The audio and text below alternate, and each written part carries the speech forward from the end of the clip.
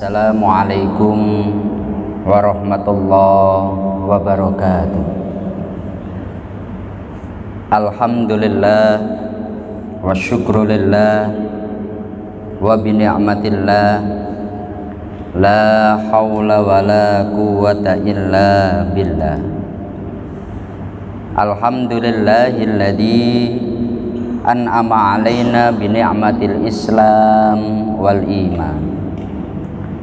Alhamdulillahilladzi khalaqal mauta wal hayata liyabluwakum ayyukum ahsanu amala. Rabbi shrah li sadri wa yassir li amri wahlul 'uqdatam min lisani yafqahu qawli. Kepada yang kami muliakan segenap jamaah Masjid Agung Batam yang dirahmati Allah Subhanahu wa ta'ala, seperti biasa setelah melaksanakan sholat duhur, sejenak marilah kita bersama-sama mengikuti kajian tafsir Asy-Syafi'i selama kurang lebih 10 menit ke depan. Marilah kita bersama-sama niat thalabul ilmi dan juga niat iktikaf di masjid kita ini, agar duduk kita bersama oleh Allah dicatat sebagai ibadah. Adapun pembahasan kita pada kali ini dalam surat Al-Hajj ayat 77, Allah berfirman, Bismillahirrahmanirrahim. Ya ayyuhalladzina amanu ruk'u wasjudu wa'budu rabbakum waf'alul khaira la'allakum tuflihun. Yang maknanya, wahai orang-orang yang beriman, ruku, sujud, sembahlah Rabb kalian dan berbuatlah kebaikan agar kalian beruntung. Di dalam kitab Musnad Asy-Syafi'i diriwayatkan bahwa Imam Asy-Syafi'i meriwayatkan dari Imam Malik dari Nafi' bahwa Ibnu Umar bersujud 2 kali ketika membaca surat Al-Hajj. Ibrahim bin Sa'ad bin Ibrahim meriwayatkan dari Zuhri dari Abdullah bin Sa'labah bin Suhair, Umar bin Khattab pernah melaksanakan sholat bersama mereka di Al-Jabiyah. Kemudian dia membaca surat Al-Hajj, lalu dia bersujud 2 kali selama membaca surat Al-Hajj. Kita akan membahas dalam surat Al-Hajj ayat 77 ini, yakni Allah memerintahkan kepada orang-orang yang beriman untuk ruku', untuk sujud, untuk menyembah kepada Allah dan melakukan kebaikan. Ini kalau di dalam kitab tafsir yang lain, contohnya dalam tafsir Jalalain, dimaknai sebagai sholat. Irka'u wasjudu itu maknanya sholat. Wahai orang-orang yang beriman, sholatlah kalian dan ibadahlah kalian kepada Tuhan kalian. Tetapi diredaksikan dengan ruku' dan sujud, karena yang namanya ruku' dan sujud itu memang ibadah yang spesial yang hanya diperuntukkan untuk Allah Subhanahu wa ta'ala. Oleh sebab itu, kalau di dalam kitab fikih disebutkan bahwa orang sujud tanpa ada sabab syar'i itu tidak diperbolehkan. Sujud itu hanya diperbolehkan dalam 3 hal. 1, saat kita sholat maka kita boleh sujud dalam sholat kita. 2, saat kita membaca ayat sajdah atau sujud tilawah. Ketika kita membaca Al-Quran atau mendengarkan orang membaca Al-Quran, yang pada saat membaca pas pada ayat sajdah, kita disunnahkan untuk sujud tilawah. Dan yang terakhir sujud syukur. ketika Allah memberikan rahmatnya, anugerahnya, satu hal yang sangat besar, hingga kita bersyukur dengan kita bersujud kepada Allah. Kalau tidak melalui tiga hal ini, itu tidak diperkenankan sujud. Makanya di dalam banyak kitab fikih disebutkan sujud bi ghairi sababin haramun. Sujud tanpa ada sebab itu haram. Satu contoh, umpamanya orang habis sholat, dia tidak karena sujud syukur, dia tidak karena sujud tilawah, dia tidak dalam sholat karena sholat sudah selesai, tiba-tiba dia sujud. Secara aturan fikih ini dilarang, karena sujud ini adalah ibadah spesial yang harus kepada Allah Subhanahu wa ta'ala. Tapi kalau kita kaji secara sejarah syariat para nabi, maka tidak bisa dipungkiri bahwa sebelum adanya Islam itu sudah ada sujud. Satu contoh di dalam Al-Quran ketika menceritakan Nabi Yakub dan putra-putranya, wa kharru lahu sujada. Putra-putra Nabi Yakub semuanya merunduk kepada Nabi Yakub sujada, dengan sujud. Mereka sebagai anak sujud kepada orang tuanya. Contohnya para malaikat sujud kepada Nabi Adam. Wa id qala rabbuka lil malaikati isjudu li adama fasajadu illa iblis. Ingatlah ketika Allah memerintahkan kepada para malaikat untuk sujud kepada Nabi Adam, semuanya sujud kecuali iblis. Maka dalam hal inilah ada pembahasan lebih detail berkaitan dengan masalah sujud itu. Kalau sebelum Islam sujud kepada, katakanlah anak-anak Nabi Yakub kepada Nabi Yakub sebagai wujud penghormatan, itu tidak dilarang. Katakanlah karena Nabi Adam beliau memiliki ilmu yang lebih, beliau lebih alim dibandingkan malaikat, maka malaikat sujud kepada Nabi Adam. Tapi setelah adanya Islam, Nabi melarang betul. Para sahabat itu kan mereka melihat dengan mata kepala sendiri, sebagaimana sejarah yang dituliskan oleh para ulama, bahwasanya tanda-tanda kenabian Rasulullah itu pepohonan, gunung-gunung itu, pokoknya kalau Nabi lewat itu seperti merunduk sujud kepada Nabi. Maka para sahabat berkata, wahai Nabi, kalau memang mereka sujud kepadamu, semestinya yang lebih berhak untuk melakukan sujud itu adalah kami. Maka Rasulullah melarang, la yambagi li ahadin ayyasjuda li ahadin. Enggak boleh seseorang sujud kepada yang lain. Ada sahabat Mu'ad bin Jabal.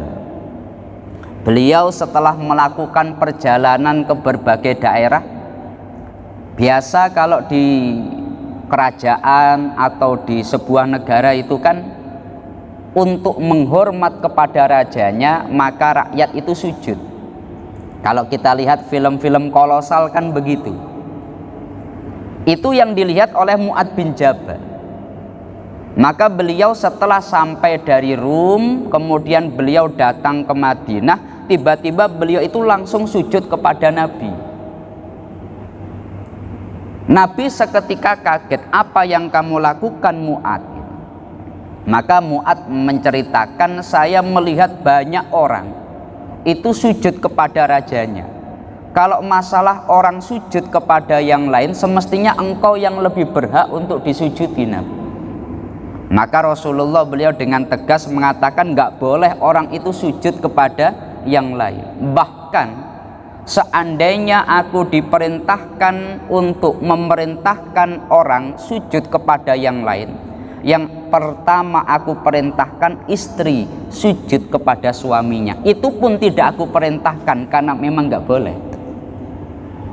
Maka menjadi aturan syariat bahwa setelah adanya Islam, sujud itu hanya diperuntukkan Allah Subhanahu wa ta'ala.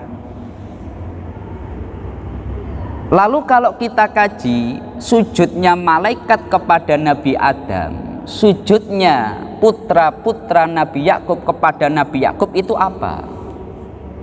Ulama sepakat, Pak. Malaikat itu nggak mungkin mereka itu mengsekutukan Allah. Sujud itu ibadah kepada Allah. Nggak mungkin malaikat mengsekutukan Allah. Lalu posisi Nabi Adam ini sebagai apa? Maka para ulama memaknai, ada yang memaknai sebagai arah saja. Satu contoh, kita sujud itu kan kepada Allah, tapi arah sujud kita kepada Ka'bah. Ka'bah itu berada di depan kita sebagai arah di mana kita meletakkan kepala, tetapi sujudnya tetap atas perintah Allah. Sama seperti itu Nabi Adam. Nabi Adam hanya sebagai arah di mana malaikat sujud, tapi semua hakikatnya menjalankan perintah Allah. Itu makna pertama ketika para ulama menjelaskan tentang Nabi Adam. Tapi sebagian ulama memaknai bahwa sujud secara bahasa itu adalah at-tadarru' wa tadallul, merendahkan diri. Makanya kalau dalam tafsir Jalalain ketika memaknai sujudnya Nabi Adam itu bil inhina, hanya sebatas membungkuk saja. Karena kalau meletakkan kening ke tempat sujud itu hanya milik Allah, malaikat nggak mungkin melakukan itu. Maka ada dua pendapat terkait cara sujudnya malaikat. Tapi yang pasti dari sisi posisi malaikat ini dengan Nabi Adam, diposisikan Nabi Adam itu lebih alim. Karena ketika malaikat ditanya apa nama-nama perkara ini, malaikat nggak ada yang bisa jawab. Subhanaka la ilma lana illa ma'allamtana. Ya Allah, untuk itu kami nggak tahu maknanya, kami nggak tahu namanya. Tapi malaikat Nabi Adam bisa menjawab semuanya. Maka posisi Nabi Adam dan malaikat itu seperti murid dan guru. Oleh sebab itu dalam fikih disebutkan kalau ada seorang murid dalam hal ini sujud kepada guru, bukan berarti boleh, tapi ada makna yang ini tidak bisa langsung divonis menyebabkan kekafiran. Karena dulu pernah terjadi malaikat sujud kepada Nabi Adam. Atau ketika Nabi Yakub dan putra-putranya, nggak mungkin putra-putra Nabi itu menyembah Nabi Yakub ketika kharru lahu sujada, bersujud kepada Nabi Yakub, tapi dalam rangka hormat. Maka di sini ada makna yang lain. Nabi Yakub sebagai orang tua anaknya dalam rangka berbakti kepada orang tua sujud. Oleh sebab itu ketika seorang anak sujud kepada orang tuanya, kalau kita mungkin menyebutnya dengan apa itu, bersimpuh atau apa itu yang biasanya saat Idul Fitri itu. Nah itu para ulama tidak langsung memvonis ini perkara yang menyebabkan kafir, enggak. Tapi beda kalau umpamanya ada berhala, kemudian orang itu sujud, langsung itu divonis ini sebuah perbuatan yang menyebabkan keluar daripada Islam. Loh, kenapa ketika murid kepada guru atau anak kepada orang tua tidak langsung divonis? Karena ada makna yang lain yang itu diakomodir di dalam Al-Quran. Seorang murid kepada guru, seorang anak kepada orang tua. Dan yang terakhir, yang namanya sujud itu satu ibadah yang sangat luar biasa kalau kita kaji secara hadis. Yakni Rasulullah setiap kali mendapatkan atau membaca ayat sajadah, seketika Rasulullah itu beliau akan langsung sujud. Ketika Nabi sujud, para sahabat akan ikut sujud. Sujud itu adalah merendahkan diri kita serendah-rendahnya. Dan kalau di dalam kitab Munil Muhtaj ini sangat penting sekali, karena sering sekali ditanyakan cara yang benar ketika orang sujud itu bagaimana, apakah tangannya dulu atau lututnya dulu. Perkara yang ini sebetulnya sederhana, tapi ternyata sering ditanyakan. Kalau di dalam kitab Munil Muhtaj karya Imam Khatib Asy-Syirbini juz 1, ketika menjelaskan tentang bab sholat, tata cara sunnah dalam praktek sujud itu kita secara berurutan. Jadi mulai dari kaki, lutut, tangan, baru kening. Kadang ada saudara kita yang tangan dulu baru kaki, baru kening. Tapi kalau sunnah Nabi itu sebagaimana diterangkan oleh Imam Khatib Asy-Syirbini dalam kitab beliau, itu secara berurutan. Maka hendaknya dilakukan secara berurutan, lutut, tangan, baru kening. Jangan tangan dulu lutut atau kening, atau dibalik, lutut dulu baru tangan. Wah, ini nanti sakit keningnya. Karena sujud ini satu ibadah yang khusus, maka ya hendaknya kita dalam melakukannya pun juga harus secara benar. Dan terakhir, sujud itu ibadah yang sangat spesial dalam hadis aqrabu ma yakunu al-abdu baina abdi wa rabbi wa huwa sajidun. Jarak terdekat hamba dengan Allah saat dia sujud. Maka kita disunnahkan saat kita sholat, terutama dalam sujud kita dianjurkan untuk memperbanyak doa. Ya, semoga ini bisa bermanfaat bagi kita semuanya. Mari kita tutup dengan kita bersama-sama membaca surat Al-Fatihah. Semoga Allah senantiasa menjadikan kita semuanya golongan orang-orang yang senantiasa sujud kepada Allah. Al-Fatihah. A'udzubillahi minasyaitonirrajim. Bismillahirrahmanirrahim. Alhamdulillahirabbil alamin arrahmanirrahim maliki yaumiddin. Iyyaka na'budu wa iyyaka nasta'in ihdinas siratal mustaqim siratal ladzina an'amta 'alaihim ghairil maghdubi 'alaihim waladdallin. Amin. Kurang lebihnya dari kami mohon maaf. Akhirul qauli wallahul muwaffiq ila aqwamit thoriq. Wassalamualaikum warahmatullahi wabarakatuh.